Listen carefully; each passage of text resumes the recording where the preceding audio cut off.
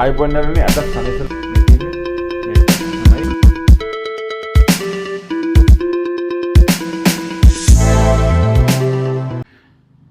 ඉතින් ගොඩක් අයට තියෙන ප්‍රශ්නේ තමයි මේ නියපොතු සහ හිසකෙස් ගැලවී යාම සහ ඇස් යට කළු වීම. ඉතින් අපි මේකට නොයෙකුත් පිළියම් කරනවා බාහිරින්. ඉතින් අපි ගොඩක්ම අය දැනගෙන හිටියේ නැහැ මේකට අපි ඇතුළට කරන්න ඕනේ මොකක්ද කියන පිළියම. ඇතුළට කියන්නේ අපේ ශරීරයට ගත යුතු දේ මොකක්ද කියන එක. ඇත්තටම අපේ රටේ ඉතාමත් හොඳින් ඉර පායන රටක් තමයි ශ්‍රී ලංකාව කියන්නේ.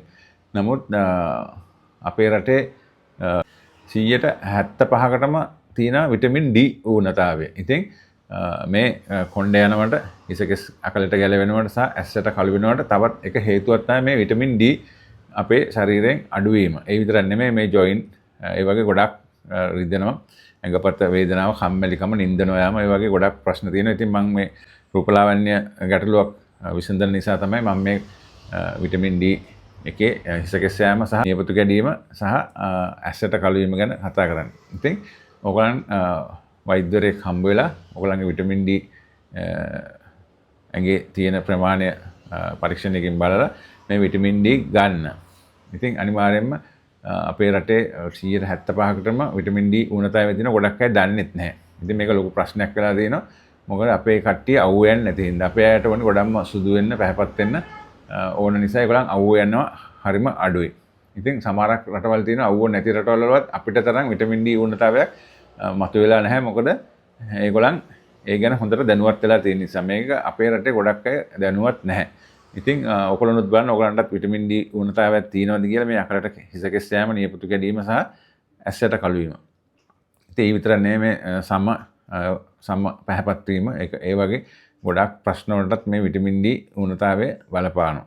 ඉතින් අද අපි කතා කරේ රූපලාවන්‍ය නිසා මම ওই තුන ගෙනාවේ. ඒක නැවතත් මම කියන්නේ. ඉතින් ඔයගලන් අනිවාර්යෙන් වෛද්‍යවරයෙක් හමු වෙලා ඔයගලන්ගේ විටමින් D ඌනතාවය චෙක් කරලා විටමින් D පාවිච්චි කරන්න.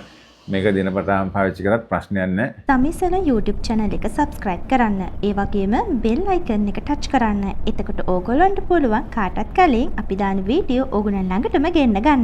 මමත් පාවිච්චි කරනවා. ඉතින් ඒක නිසා ඕගොල්ලන්ගේ රූපලාවන්‍ය ගැන ඕගොල්ලන්ට උනන්දුවක් තියෙනවා.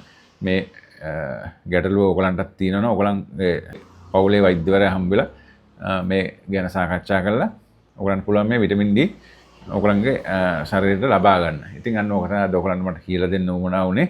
ඉතින් එහෙනම් හැමදාමත් වගේම හොඳ වීඩියෝ දැනුවත් වෙන්න ඕගොල්ලන්ට අරගෙන එනවා. ඉතින් එහෙනම් හැමෝම පරිස්සමෙන් ඉන්න.